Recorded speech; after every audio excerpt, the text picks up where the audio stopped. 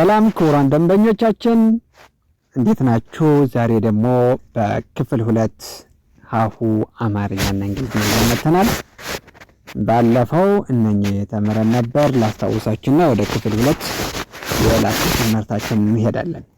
ባለፈው ሀ ለ ሀ መ ሰ ረ ተምረናል።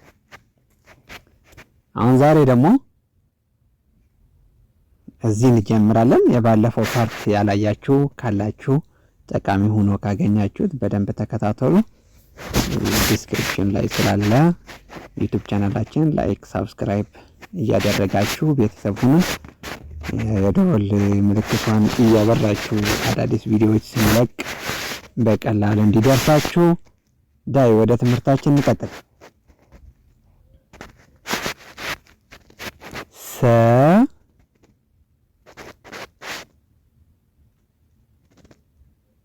ሱ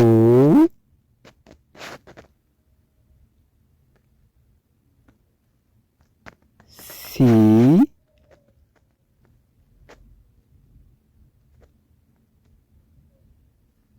ሳ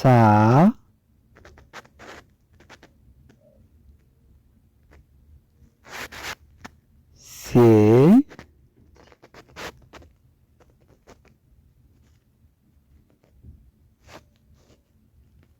ሲ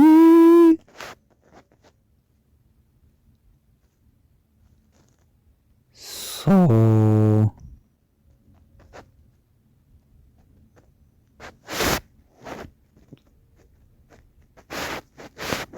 ሰ ስንል ችን ከዛ በኋላ ሌሎች የሰዘሮችን በምልክት በጎን ወጣም በእግር ወጣም አንዱ እግሩ አንካስ ምናምን ነገር ነው ያለው።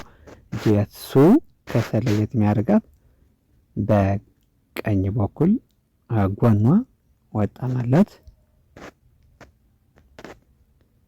ሲ ደግሞ ከእግሯ በቀኝ በኩል ወጣ ማለት። ሳ ደግሞ ግራ እግሯን አንካስ።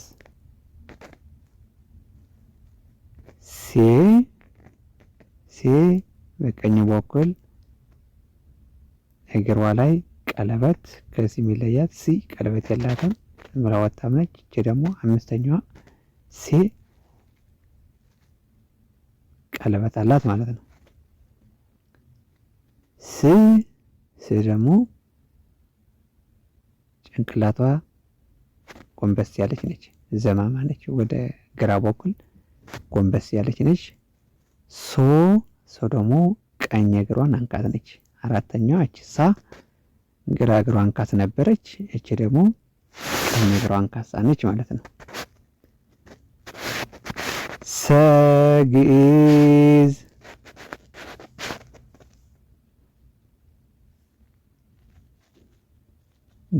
ስንል የመጀመሪያ ማለታችን ነው። አንድ የመጀመሪያው ዘር። ሱ ካዕብ ስንል ደግሞ ካልአይ ሁለተኛ ማለት ነው። ሲ ሳልስ ማለት ሶስተኛ። ሳ ራብዕ ማለት አራተኛ። ሴ ሐምስ ማለት አምስተኛ። ስ ሳድስ ማለት ደግሞ ስድስተኛ። ሶ ሳብዕ ማለት ሰባተኛ ማለት ነው። ሰ በእንግሊዝኛ ሲጻፍ ኤስኢ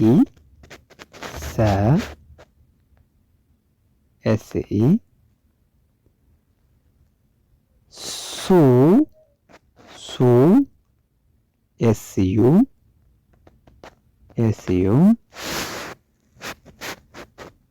ሲ ኤስአይ ሳ ኤስኤ ሴ ኤስአይኢ ስ ኤስ ብቻዋን ሶ ኤስኦ ማለት ነው። ሸ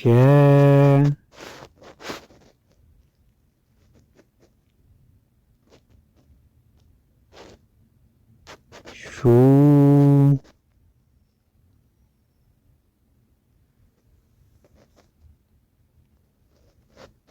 ሻ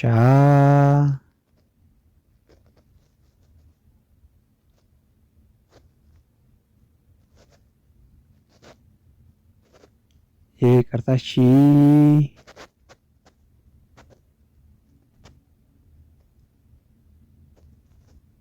ሻ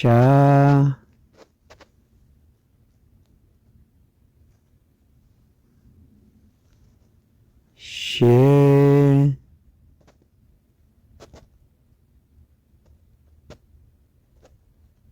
ሺ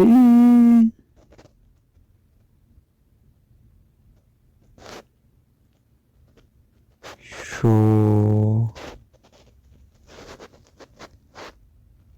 ሸና ሰ ልዩነታቸው ሸ ማለት ከላይዋ ጭንቅላቷ ላይ ቆብ ሰቅላ ስትመጣ ሰ ቆብ ሰቅላ ስትመጣ ሸ ትሆናለች ማለት ነው። ይህ ሸምግላ በቃኝ ዓለም በቃኝ ብላ መንና ቆብ ስትደፋ ገዳም ገባች ማለት ነው። ቺ ቆብ ደፍታ ስትመጣ ሼ ትሆናለች። ሰ አድጋ ቆብ ስትሰቅል ሰ ትሆናለች፣ ሼ ትሆናለች ማለት ነው። ሰ ስታድግ ሼ፣ ቆብ ስትሰቅል ያው ሼ ሹ እንደሱ በቀኝ በኩል ወጣም አላት አናቷ ላይ ነው ቆብ አላት። ሺ ያው ልክ ሲ ቆብ ሰቅላ ስትመጣ ሺ ትሆናለች። ሺ ከእግሯ በቀኝ በኩል ወጣም አላት። ሻ ደግሞ ያት ግራ እግሯ አንካስ ነች። ሼ በቀኝ እግሯ ቀለበት አላት። ሺ ደግሞ ራሷ ጎንበስ ያለች ደህና ነች። ሾ ደግሞ ቀኝ እግሯን አንካሳ ነች ማለት ነው። ሸ በእንግሊዝኛ ሲጻፍ ከሰ ለየት የሚያደርገው ኤስ ኤች ከመሃል ይገባል። ኤች ጨምራ መጣች ማለት ነው። ኤስ ኢ ብቻ ነበረች። ኤች ከመሃሏ ስትገባ ሼ ትሆናለች። SHE ሹ SHU ሺ HSHI ሻ SHA ሼ SHIE ሺ SH ሾ SHO። አሁን ልዩነታቸው ያያችኋቸው ነው። አሁን እዚህ መሃል ኤች ገባች። ኤች ኤስ ብቻዋ ነበረች። ኤች ጨመረች። ኤች ሼ ደግሞ ከስ የሚለየው ከመካከላቸው በዚህ ኤች ገባች። ኤች በመሃል በአናባቢያው በዚህ በቫወል እና በኮንሶናንት መካከል ኤች ስትጨምር ሼ ትሆናለች ማለት ነው። ሰ የነበረችው በመካከላቸውን ኤች ስናስገባ ሼ ይሆናል ማለት ነው። ቀ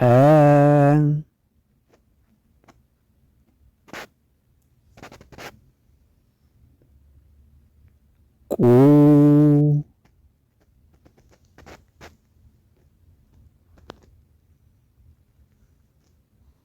ቂ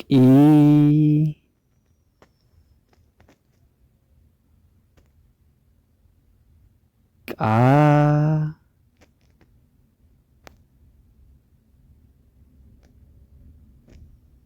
ቅ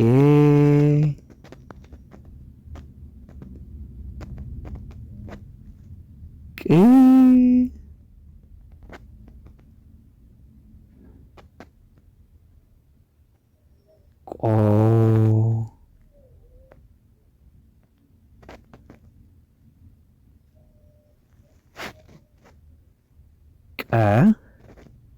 ቀች ነች።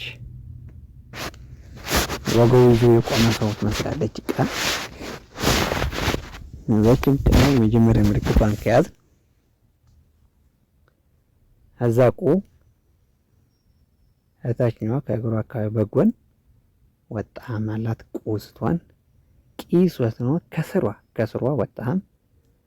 ቃ ስትሆን ደግሞ ጅራቷ ወደ ኋላ ታጠፈች። ቄ ስትሆን ስሯ ከእግሯ ቀለበት አላት። ቅ ደግሞ አናቷ ደህና ነች። ወደ ግራ በኩል እየሰገደች ጎንበስ ብላለች። ቆ ደግሞ አናቷ ላይ ክብ ስትሆን ቆ ትሆናለች ማለት ነው። ግዕዝ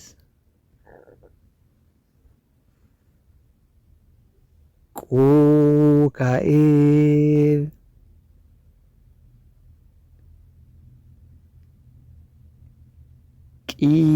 ቂሳልስ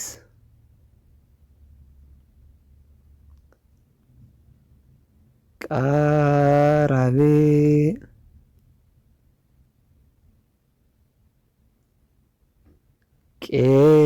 ሐምስ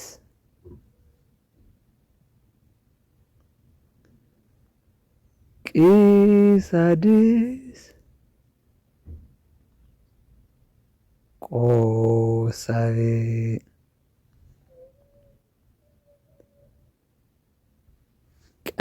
ቀ ሲጻፍ ከኢ አንዳንድ ቦታዎች ኪው ኢ ልታገኙ ትችላላችሁ። ኬ በኪው ይተኩታል፣ ግን ሞር አብዛኛው ኬኢ ቁ ኬዩ ቂ ኬአይ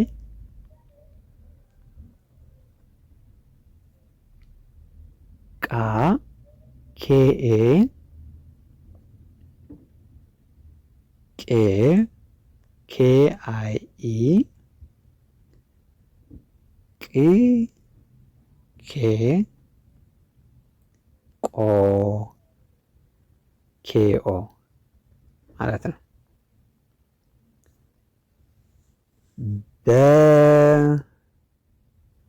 ቡ ቢ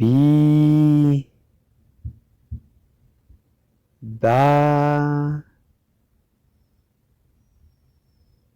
ቤ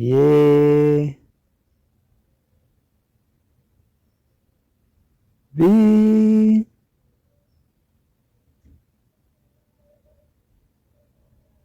ቦ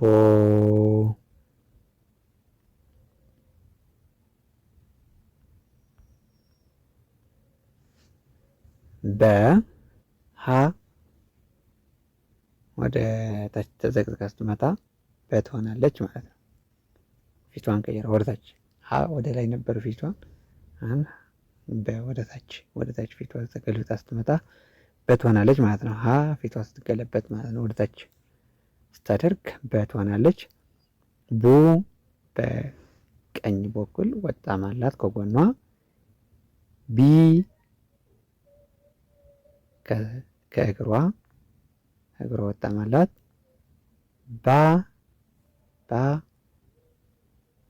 ግራ እግሯን አንካስ ነች። ቤ በቀኝ እግሯ ከስር ቀለበት አላት። ብ ደግሞ በግራ በኩል ወጣም አላት። ቡ በቀኝ በኩል ወጣም ነበረ። እጅ ደግሞ በግራ በኩል ማለት ነው። ቦ ደግሞ ቀኝ እግሯን ካሳ ነች። ከበ የሚለያያቸው እቺ ግራ እግሯ አንካስ ነበረች። እዚህ ደግሞ ቀኝ እግሯ አንካሳ ነች ማለት ነው። በእንግሊዝኛ ሲጻፍ ቢኢ በ ቢዩ ቡ ቢአይ ቢ ቢኤ ባ ቢአይኤ ኢ ቤ ቢአይኢ ቤ ቢ ብ ቦ ቢኦ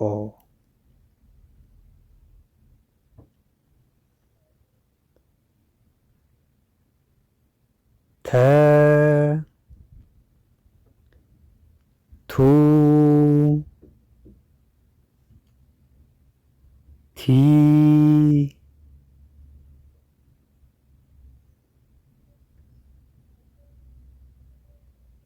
ታ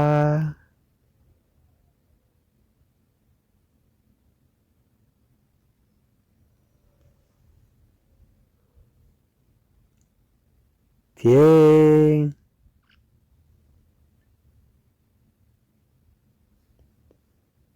ቲ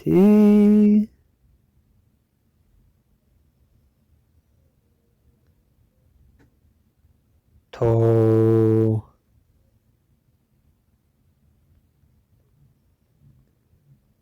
ተ ጨዋት ቀጥ ያለች ከዛ ከጎኗ ስትደረግበት ተ ቱ ማለት በቀኝ በኩል ወጣ ማላት ቲ ማለት ደግሞ ከስሯ ከእግሯ ወጣ ማላት ታ እንደ ቃ ጅራቷ ወደኋላ ጥፍ ያለች ነች። ቴ አምስተኛ ደግሞ ከእግሯ ቀለበት አላት። ት ደግሞ ርዕሷ ደህና ነች። ቶ ደግሞ አናቷ ላይ ክብ ነች ማለት ነው። ተ በእንግሊዝኛ ሲጻፍ ቲኢ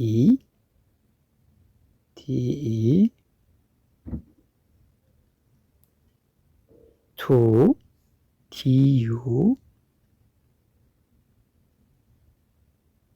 ቲ ቲአይ ታ ቲኤ ቴ ቲአይኢ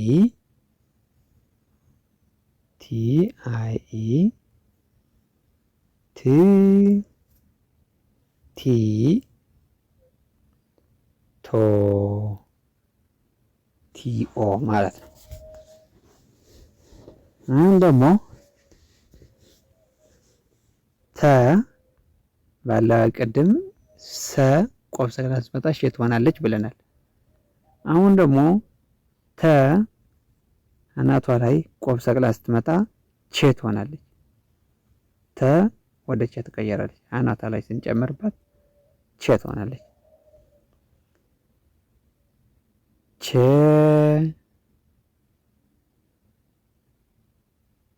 ቹ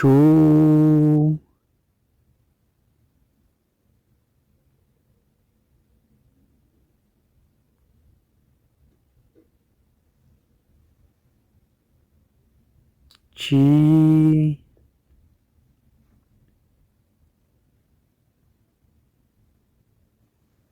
ቻ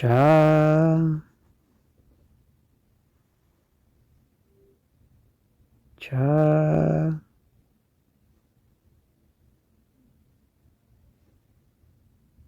ቼ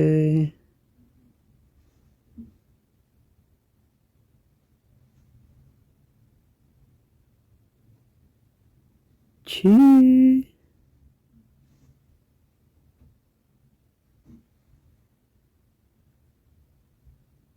ቾ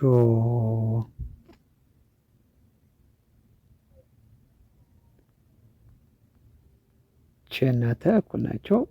አናቷ ላይ ስትጨምር ቸ ትሆናለች። ቹ ማለት እዚህ በቀኟ በግራ በኩል ወጣ ማለት ቺ እግሯ ላይ ከስሯ ወጣ።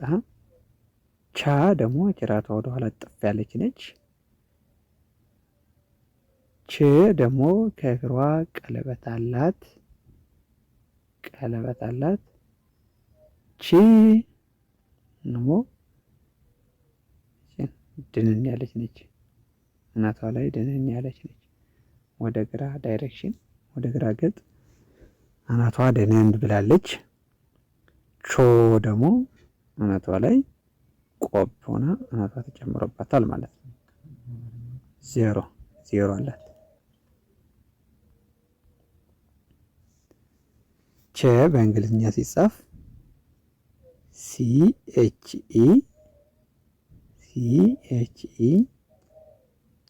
ቹ CHU ቺ CHI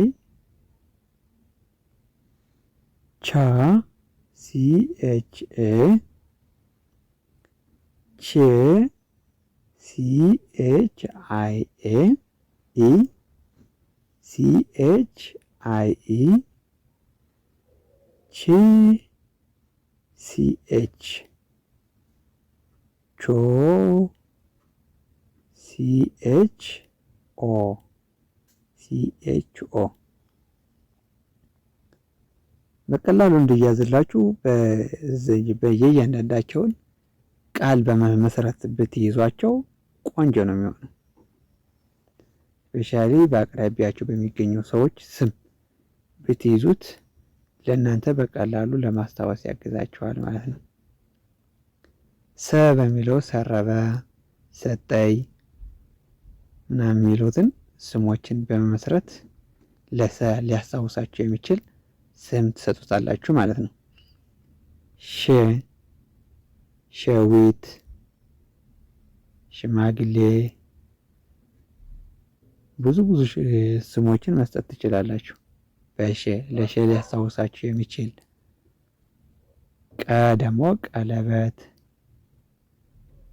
ቄስ፣ ብዙ ነገሮችን ለእናንተ በሚመቻችሁ ለእናንተ በቀላሉ ሊያስታውሳችሁ የሚችሉ በቀላሉ እንዲህ በማየት በቀላሉ እስክትለምዷቸው ድረስ የሆነ ነገር ስያሜ በመስጠት ማለት ነው። በግ፣ በላ፣ በረረ፣ በረረ ምናምን እያላችሁ በተ ደግሞ ተመስገን፣ ተኛ፣ ተነሳ እያላችሁ መመስረት። ቸ ደግሞ ቸሬ ምናምን ሌላ የምታውቁትን ነገር ለእናንተ በደንብ ሊያስታውሰን ይችላል በምትሉት ማለት ነው። ክቡራን ደንበኞቻችን ላይክ፣ ሰብስክራይብ ማድረግ እንዳትረሱ። አሁንም ትምህርታችን እንደቀጠለ ነው። አሁን ያለውን ትንሽ ተመሳሳይነት የእነዚህ ግዕዞች ሁላቸውን የግዕዝ ዘሮች ምንም አይነት ምልክት እንደሌላቸው ተረድታችኋል። ይኸው ሁላቸውን ምንም አይነት ምልክት የላቸው። የመጀመሪያ ዘር ማለት ነው። የመጀመሪያ ዘሮች ወይ ግዕዝ ብለን የምንጠራቸውን ምንም አይነት ምልክት የላቸውም በመጀመሪያው። ሁለተኛ ከዕብ ብለን የምንጠራቸው ደግሞ ሁላቸውን በግራ በኩል ሁላቸውን እያያችኋቸው ነው።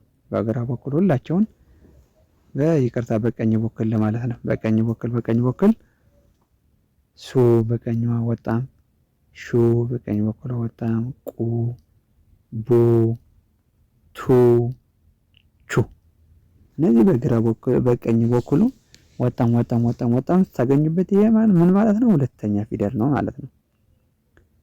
ከስሯ ደግሞ ከስር ሲሆን ከስር ሆኖ ወጣሙ ከስር ሲሆን ቺ፣ ቲ፣ ቢ፣ ቂ፣ ሺ፣ ሲ እነዚህ ደግሞ ሁላቸውም ከስራቸው በቀኝ በኩል ከእግራቸውን ወጣም ሲኖር ደግሞ ይሄ ምን ማለት ነው? ሶስተኛ ፊደል ነው ማለት ነው። ይሄ ሶስተኛ ፊደል። አራተኛ ፊደል ደግሞ ወይ የግራ እግሩ አንካሳ ነው ወይም ደግሞ ጅራቱ ወደኋላ እጥፍ ያለ ነው ማለት ነው። ቻ ያው ወደኋላ እጥፍ ያለች ነች። ታ ወደኋላ የታጠፈች ነች። ባ የግራ እግሯ አንካሳ ነች። ቃ ወደኋላ የታጠፈች ነች። ባ የግራ እግሯ አንካሳ ነች። ሻ የግራ እግሯ አንካሳ ነች። ሳ የግራ እግሯ አንካሳ ነች። እያያችኋት ያው ወይ የግራ እግራቸው አንካሳ ነው ወይ ደግሞ ወደ ግራ የታጠፈ ነው እግራ ናቸው ማለት ጅራታቸውን።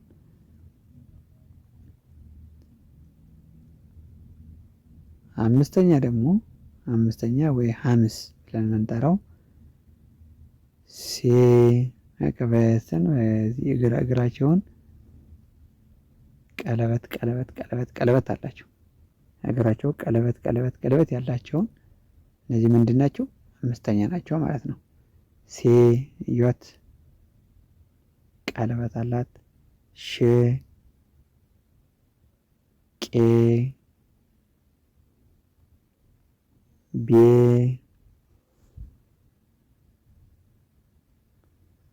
ቴ ች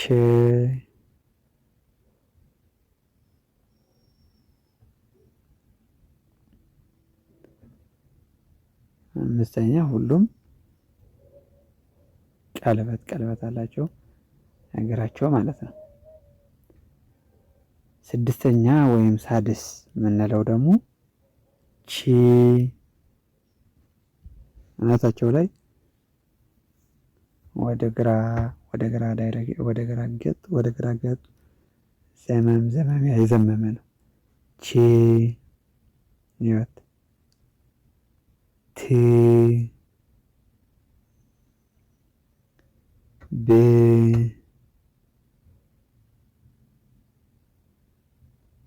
ደግሞ በግራ በኩል ወጣም ማለት ነው።